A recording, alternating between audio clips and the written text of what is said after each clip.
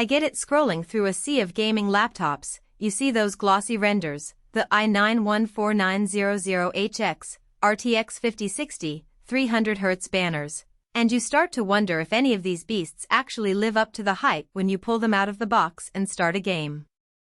I've been there, and the last thing I want is to drop a solid chunk of cash on a machine that looks perfect on paper but feels underpowered in the real world. That's why I'm diving deep into the Thunderobot Radiant 16, and trying to figure out whether it's the kind of laptop that will actually let you game at 1080p settings, stream, and maybe even do a little 3D rendering without the occasional frame dip that makes you want to toss the thing out the window. Link is in the description if you want to check the product details on Amazon. First off, the most common hesitation I've heard from gamers in forums is the fear of fine and light laptops that can't keep the GPU and CPU cool under sustained load. The Radiant 16 tries to solve that by packing dual 12V turbofans, copper fin heat pipes, and a multi-channel exhaust design. In my own testing, just a few hours of intensive play on Cyberpunk 2077 and Elden Ring, the fans spun up quickly, and the laptop maintained a steady 78°C on the CPU while the GPU hovered around 71°C. That's not ice cold, but it's comfortably below the thermal throttling zone you see on cheaper chassis that hit 90°C after 10 minutes.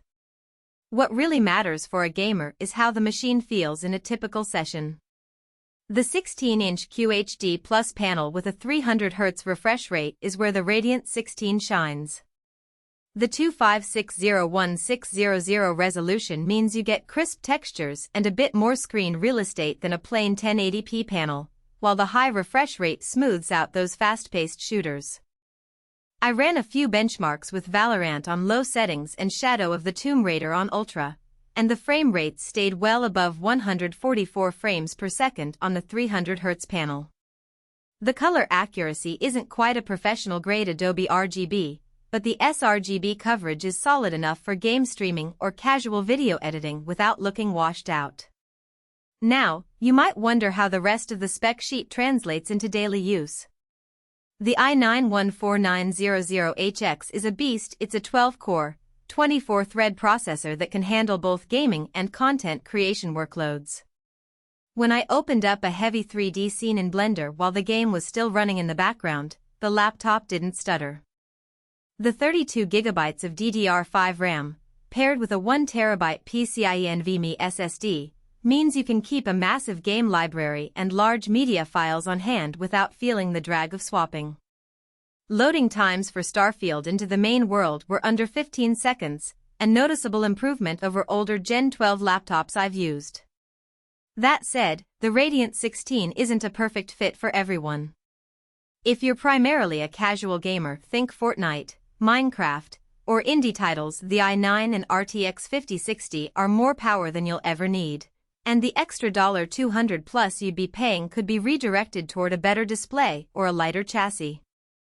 On the flip side, if you're a competitive esports player who needs the lowest possible latency and the absolute highest frame rates, the 300Hz panel is great, but you'll also want a laptop that can sustain 240 frames per second or more without dipping. The Radiant 16 holds up, but the 78°C sustained temperature could be a concern if you push it to max settings for several hours straight. You'll likely need to invest in a laptop cooling pad for marathon sessions. One hidden trade-off that people often overlook is the battery life. With that big i9 chip and a high refresh display, the 76Wh battery drains fast. I got about 4 hours of mixed usage, a couple of games, some YouTube, and a bit of web browsing.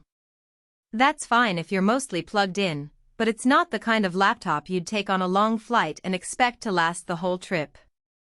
The power brick itself is hefty, and the laptop's overall weight lands at around 2.4 kilograms. It's portable enough to move between desks, but not exactly a Keratokofangam device. Port selection is another practical strength. The Radiant 16 offers both USB-A and USB-C, an HDMI 2.1 port that can push 4K at 120 Hz, a full-sized RJ45 Ethernet jack, and a headphone/mic combo. That means you can hook up a 4K monitor for work, plug in a wired mouse for precise aiming, and still have a LAN connection for low-ping gaming without needing a dongle. In my setup, I ran an external 144Hz monitor while the laptop handled the background streaming encoder, and everything stayed stable with no hiccups. The keyboard is RG backlit, which is a nice aesthetic touch, but the key travel is on the shorter side, more of a chiclet feel than a mechanical style click. If you're a typist who loves deep tactile feedback, you might find it a bit lacking. However, the lighting zones do let you customize profiles per game, and that can be handy for quick glance cues during intense matches. Where value really comes out of.